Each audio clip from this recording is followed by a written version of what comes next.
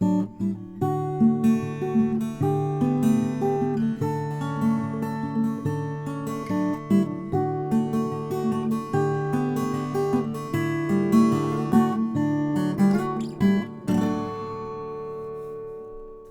Aspen Center for Physics started in the very early 60s, and the major emphasis in the science here was in high-energy particle physics. And there were a few people here before I came, notably David Pines, who were interested and were active in condensed matter physics, which is my specialty. And so in order to encourage friendly people who are working in the same field, David encouraged me to come to Aspen. And so I came for the first time in the middle 60s. And since that first time, I think I've been here every year since then.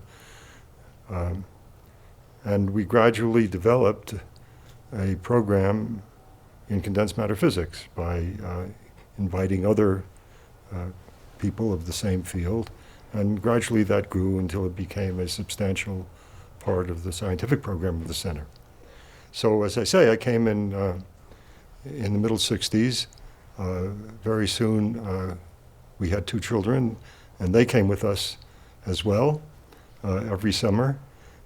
I think one thing that's quite interesting about the family aspect of the center was that my 2 kids, in any case, actually developed their future lifelong interest in Aspen. One son, the older son, is a computer scientist, and he was introduced to this field by Nick DeWolf when he was a kid here. And the other is a golf writer, and he was very active in the junior golf program in Aspen, and that's where he developed his amazing technique in golf. Of course, that reminds me of a peculiar story that I was reminded of by Bernice just a few moments ago. We were on a hike. Several of us grown-ups were on a hike in, I guess it was Mountain Boy Gulch, and some weeks previous to that hike, my son Jonathan, who was the golfer son, was on a trip with the junior golf team, and when they got out of the car in Independence Pass, the golf coach invited them all to hit golf balls off the pass. And coming down from Mountain Boy several weeks later, I found his golf ball. So, as I say, I came in the middle 60s. I've been coming every year since, and I was one of the people who was very active and instrumental in developing the program in condensed matter physics. It must have been in the late 60s that I became part of the governance of the Aspen Center for Physics. And the main reason was that I wanted to work hard to develop the condensed matter physics program. Since I was one of the very few condensed matter physicists here, there was no problem getting elected to the Board of Trustees. And I've been a trustee or a general member or a president or a chairman of the board ever since. And I'm looking forward to retiring. I think next year is when I retire. I was president of the center from 1979 to 1982. If I remember correctly, those were the years when the president's term was 2 years. And I enjoyed it so much that I asked to be president for a 3rd year, and they said, okay. So I guess it wasn't so difficult. Otherwise, that is to say, I didn't annoy people very much. The major issue during my years as president was the issue of land. There was something called the Blue Ribbon Commission, which had representatives from the Music Associates and from the Aspen Institute and from the Aspen Center for Physics and there was one other nonprofit whose name escapes me at the moment. And This was the time when a private developer had, or was about to take title to the land here. And so the issues were what kind of development would go on and who would own the land. And the private developer was, of course, interested in building hotels in various places. This guy, Hans Contrup, went bankrupt, so he never really got the title to the land. It was returned to the Aspen Institute, and then after my time as president, it was then taken over by Mr. Hadid, and the ultimate upshot was, of course, that the land on which the Physics Center sits was donated to us. Our role, I think Peter Kaus and I were on this commission, I believe, and our role there was to defend our, what I called the circle of serenity, which became a famous phrase invented by me. And so this idea of the circle of serenity, which encompassed not only the land on which the buildings are, but a certain area around it, got transmitted through all of these complicated real estate dealings. And so in the end, when we did get our land, it included the circle. Whereas before, we didn't own anything. We paid $1 a year rent to the Aspen Institute for the land, and we owned one building on the land, but of course there's this complicated issue. If you don't own the land, you don't own the building. So I think that was the only really major event of my presidency. Somewhat later, in 1997, I became chairman of the board for 3 years. Essentially nothing happened that was terribly exciting during those years because the previous chairman of the board, David Schramm, had accomplished this enormous success of raising money for the new building. And so it was easygoing after David stepped down. And I can't remember any remarkable thing that happened while I was chairman of the board. One of the plans of the Music Associates was to build a new concert facility, including vast rehearsal spaces right behind us over here. And there was a good deal of discussion about whether that invaded. Well, that's one of the reasons the circle was invented. No, we need this space. We need this area around because we're working hard out there on the patio or on the lawn, thinking deep thoughts about physics.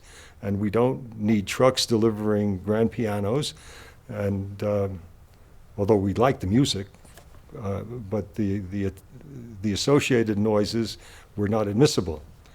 So there was all kinds of complicated talk about how they were going to build a berm between this facility, which would be right behind us here, and us in order to protect us from, well, of course, that would protect us from all noises, maybe.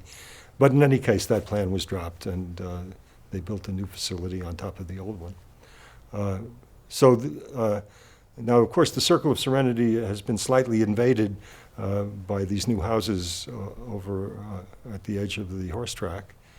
And, the reason for it was, as I said, to maintain serenity at the Physics Center, which is a fairly important part of what we expect for the environment to do research.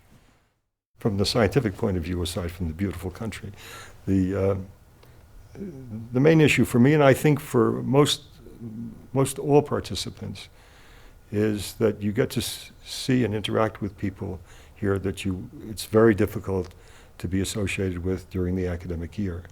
So you come in the summer, you know there are going to be exciting people here with whom you can interact. And I found that from my own career, much of the things that I did and the research that I did was stimulated by my interactions here in Aspen. And that continued throughout the years, and it's still continuing. I find it would, from my own perspective, it would be a big part of my life would have been excluded had I not come here. A big part of my professional life, I mean, would have been excluded had I not come here. Maybe there are other people that are more self-sustaining than I am, and you know, there are people that like to come for 10 days or 2 weeks, which I never found satisfactory. But so I think the main reason for everyone is to come to interact with people that you would not ordinarily see during the academic year.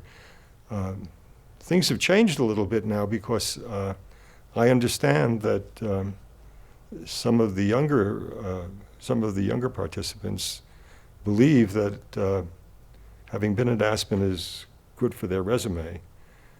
But that's what I've heard. But that was never true in my day. So. There's people like you who made it true. You got to meet Elihu. I think that the main aspect of the center which attracts people to come, attracts excellent scientists to come, is this possibility to interact with others on the leading edge problems in theoretical physics. I think the way the center is governed, the participants are protected from complicated issues. They're provided with, as we know, they're provided with housing, a desk, a beautiful lawn, and exciting people here, and they don't have to worry about anything else. And many important directions in science have started here, and so I think this is both the fact that the bright young people keep coming, they become bright older people, they become scientific leaders, they express their leadership in science at the Physics Center during the summer, and the participants have an easy time of it. They don't have to go to faculty meetings while they're here. It's, as I say, they're protected by the way the center is governed. One of the things that's unique about the governance of the center is unlike the situation at academic institutions where